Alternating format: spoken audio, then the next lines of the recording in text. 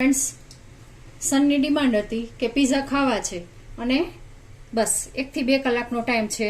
જોયું તો સોજી પાવડર પણ ઓછો છે, તો આપણે આજે સોજીમાંથી જ પીઝા બનાવીશું અને ઈસ્ટ પણ ઘરમાં નથી.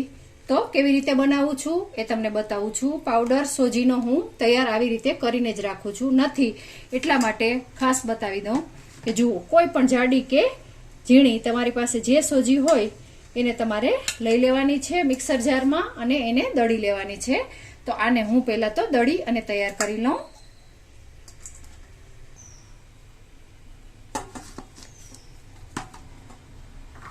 જુઓ ફ્રેન્ડ્સ, જેટલો બને એટલો આપણે ફાઇન કરવાની કોશિશ કરવાની છે. તો આ 1 કપ છે અને 1 કપ મારી પાસે પડેલો છે, તો હું એ અત્યારે લઈ લઉં છું અને સાથે જ બીજો પણ મારે જે જરૂર છે ઘરમાં એ હું દળી લઈશ.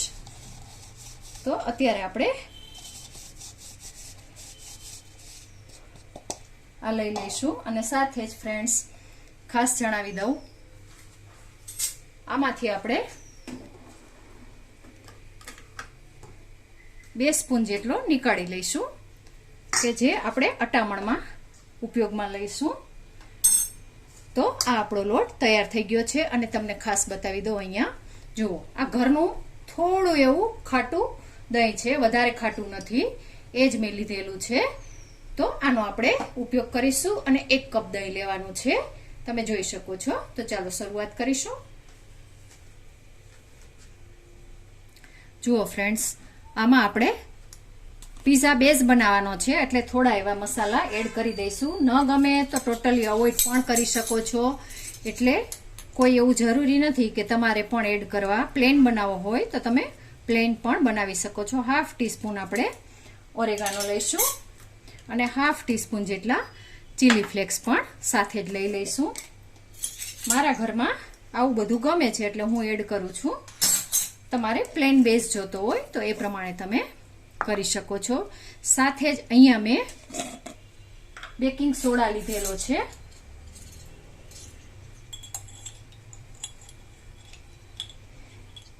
એ પણ હું 1/2 ટીસ્પૂન જેટલો જ એડ કરું છું. જુઓ ફ્રેન્ડ્સ, ખાસ ધ્યાન રાખવાનું છે કે આવી રીતે સ્પૂન જવી જોઈએ.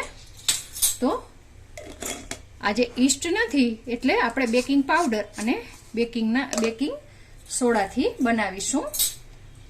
અને આ બેકિંગ સોડા છે, ખાસ ધ્યાન રાખવાનું ફ્રેન્ડ્સ કે બેકિંગ પાવડર અને બેકિંગ સોડા લો ત્યારે એ ફ્રેશ હોવા જોઈએ, જાજાદીના પડેલા ન હોવા જોઈએ. અને બસ આવી જ રીતે આમ સ્પૂન ભરી અને લેવાનું છે.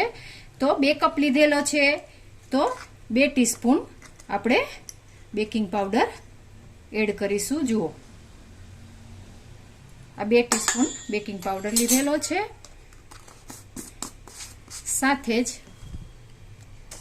હું અહીંયા દળેલી ખાંડ લઉં છું, એ 1/2 ટેબલ સ્પૂન જેટલી એડ કરું છું. તમને ઓછું ગમે તો તમે 1 ટેબલ સ્પૂન પણ નાખી શકો છો અને વધારે ગમે તો તમે 2 ટેબલ સ્પૂન સુધી એડ કરી શકો છો. અને સાથે જ આપણે નિમક લઈશું, પરંતુ પાછળથી લઈશું, એ વાતનું ખાસ ધ્યાન રાખીશું. પહેલા તો આ બધું છે એને ખૂબ સારી રીતે મિક્સ કરી લઈશું કે જેથી કરી અને સોજીના કણે કણમાં બેકિંગ સોડા અને બેકિંગ પાવડર છે એ પહોંચી જાય. તો આને સારી રીતે મિક્સ કરી લઉં.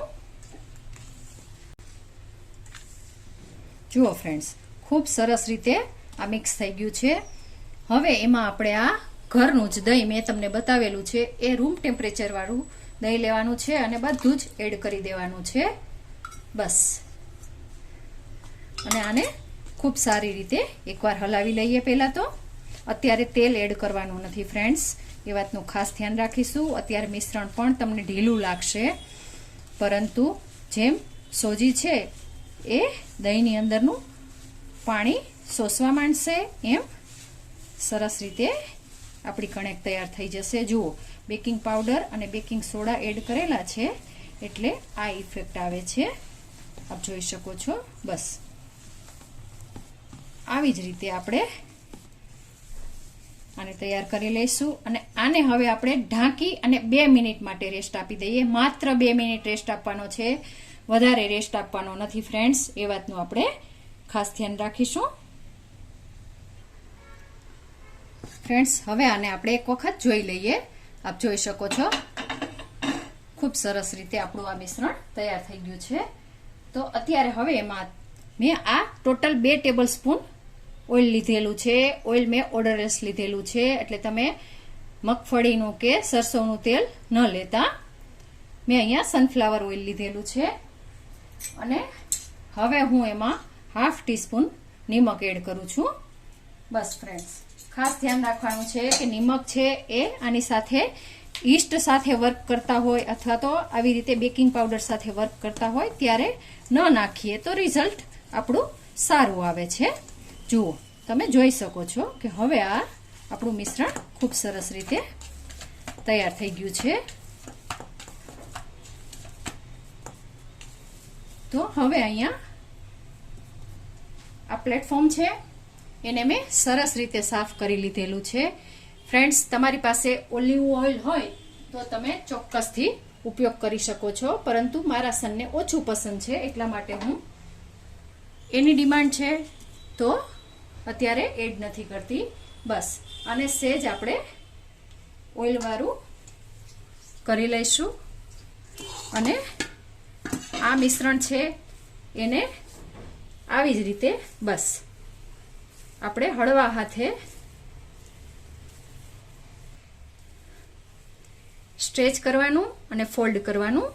સ્ટ્રેચ એન્ડ ફોલ્ડ મેથડથી આપણે આને સરસ રીતે ગૂંથી લઈશું અને વચ્ચે વચ્ચે બસ આવી રીતે પટકતું પણ જવાનું છે. ખાસ એ વાતનું ધ્યાન રાખીશું કે આવી રીતે આપણે પટકતા જઈશું અને ડોને આપણે એકદમ સ્મૂધ કરવાનો છે. જ્યાં જરૂર પડે ત્યાં આપણે આ સોજી દળેલો છે એ રાખ્યો છે એને બસ આવી જ રીતે ઉપયોગમાં લેતા જઈશું અને પેલું તેલ છે એને પણ આપણે ઉપયોગમાં લેતા જઈશું. બસ આવી જ રીતે આપણે આને 5 થી 7 મિનિટ માટે ગૂંથી લઈશું અને ડોને સરસ રીતે સ્મૂથ કરી લઈએ.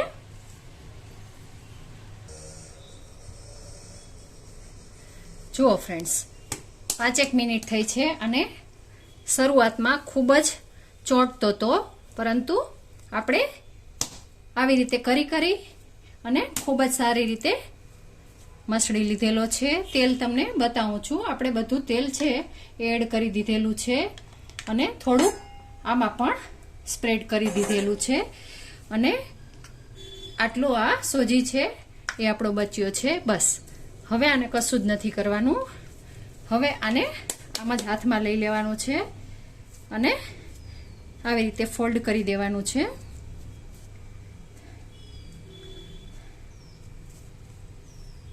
અને આ બાઉલમાં આપણે આવી રીતે મૂકી દઈશું.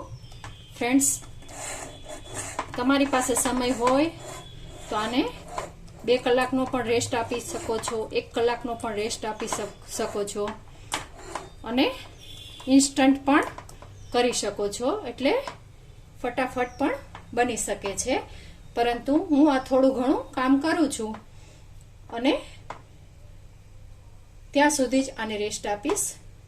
તો આને ઢાંકી અને આપણે 15 થી 20 મિનિટ માટે રેસ્ટ આપી દઈશું અને પછી આગળની પ્રોસેસ કરીશું. અને ફ્રેન્ડ્સ, ખાસ બતાવું છું કે તવા ઉપર અથવા તો જેની પાસે માઇક્રોવેવ ઓવન છે અને કન્વેક્શન મોડ છે તો એના માટે પણ આ પિઝા બેઝ છે એ ખૂબ જ ઉપયોગી બની રહેશે અને હેલ્ધી તો છે જ.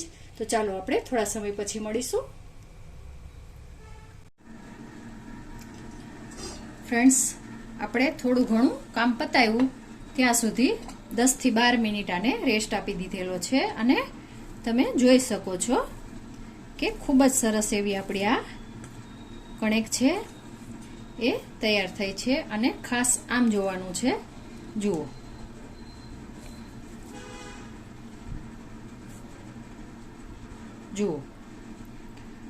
આપણી આ કણેક છે એ પરફેક્ટ થઈ છે. તો આને એક વખત આપણે બસ આવી રીતે મસળી લઈશું. અને ખાસ ફ્રેન્ડ્સ, તમારે નાની મોટી જે સાઈઝના બનાવવા હોય એ સાઈઝના તમે બનાવી શકો છો. તો હું અહીંયા 4 ભાગ કરી લઉં છું. એક સરખા 4 લુવા આપણે કરી લઈએ. જુઓ ફ્રેન્ડ્સ, આપણે આ 4 લુવાની જગ્યાએ મેં એક નાનો લુવો કરેલો છે. હવે તમને થીન ક્રશ ગમે કે જે ગમે એવી રીતે તમારે વણવાનું છે. સાથે જ અહીંયા આપ જોઈ શકો છો, મેં આ એક તવીને ગરમ કરવા માટે ધીમા ગેસે મૂકી દીધેલી છે અને અવનને પણ કન્વેક્શન મોડ ઉપર ગરમ કરવા માટે મૂકી દીધેલું છે. બસ અટામણ આપણે જે આ બચ્યું છે એમાંથી જ લઈશું અને આને વણી લઈશું.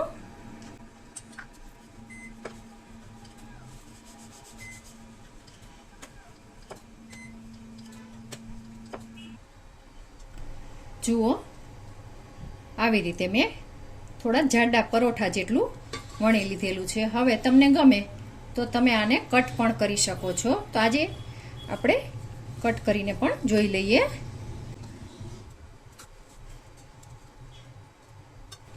જુઓ, એટલે એક સરખી સાઈઝ છે એ જળવાઈ રહીએ ખાસ તો. બસ હવે આને આપણે ફોર્કથી પ્રિક કરી લઈશું.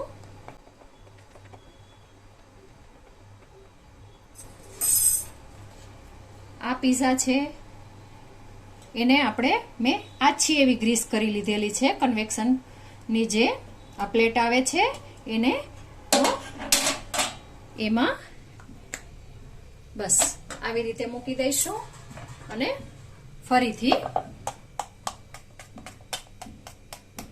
પ્રિક કરી લઈશું.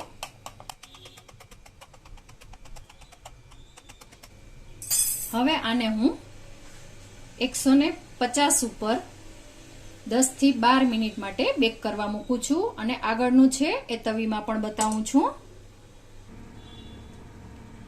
આ પણ આપણું તૈયાર છે. તમારે કટ કરવું હોય તો કોઈ પણ ડબ્બાના ઢાંકણાથી કટ કરી શકો છો, જેથી કરીને સાઈઝ જળવાઈ રહે. ન કરો તો પણ ચાલે. હવે અહીંયા મેં આ એક બટર પેપર લીધેલું છે. આ મારું યુઝ કરેલું છે અને વારંવાર આપણે યુઝ કરી શકીએ છીએ. તો આ તવી આપણી ગરમ થઈ ગઈ છે. બસ એના ઉપર આપણે આ બટર પેપર મૂકી દઈશું અને ફરીથી આ સાઈડ આપણે પ્રિક કરી લઈશું.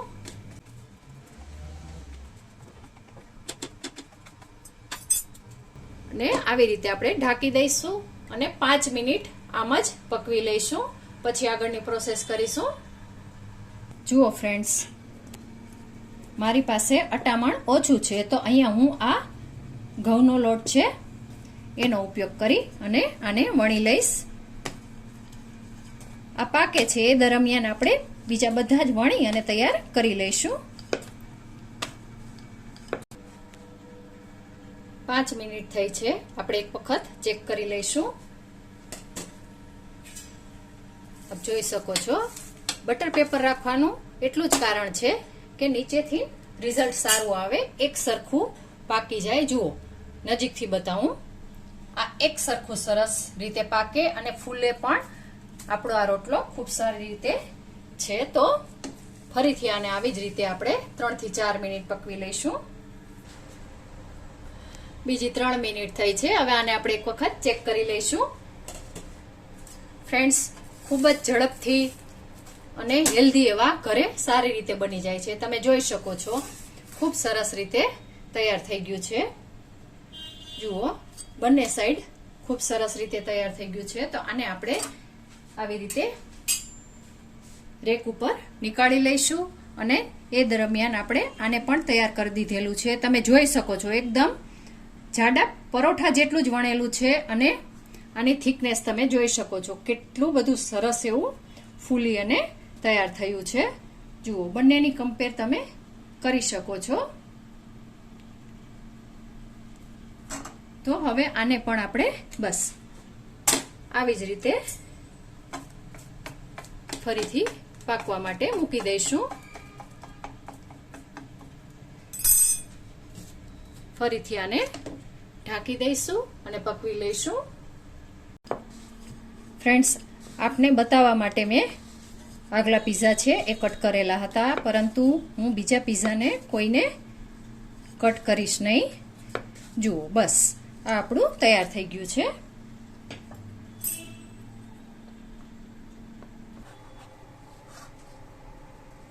ફ્રેન્ડ્સ, આ આપણું 10 મિનિટમાં સરસ રીતે તૈયાર થઈ ગયું છે.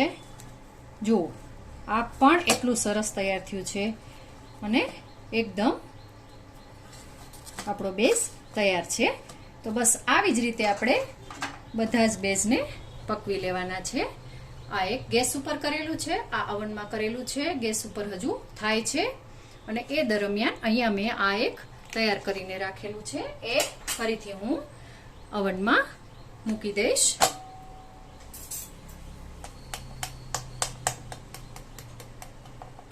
આને હવે આપણે 8 મિનિટ માટે મૂકીશું.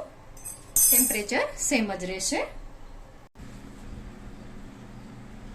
જુઓ ફ્રેન્ડ્સ, ખૂબ જ સરસ એવા આપણા આ પીઝા બેઝ તૈયાર થઈ ગયા છે અને તમને કલર ડિફરન્સ પણ લાગતો હશે, કારણ કે આપણે સોજીમાંથી બનાવ્યા છે એટલા માટે.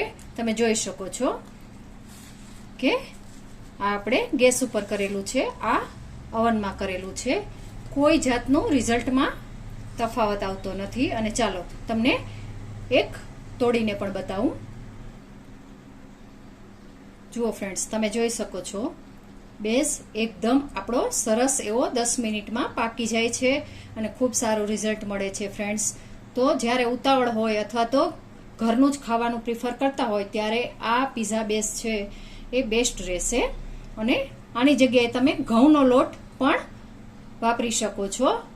તો તૈયાર છે આપણા સરસ એવા પીઝા બેઝ, જેનાથી તમે ટોપિંગવાળા અથવા તો માર્ગરીટા કોઈ પણ પીઝા બનાવી શકો છો. ફ્રેન્ડ્સ, તમને મારી આ રેસીપી પસંદ પડી હોય તો મારી ચેનલને લાઈક, શેર અને સબસ્ક્રાઈબ ચોક્કસથી કરજો. આભાર મિત્રો.